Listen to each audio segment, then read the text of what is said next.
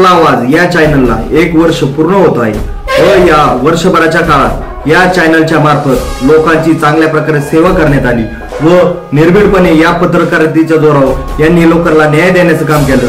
त्याबद्दल मी या सर्व टीमला धन्यवाद देतो।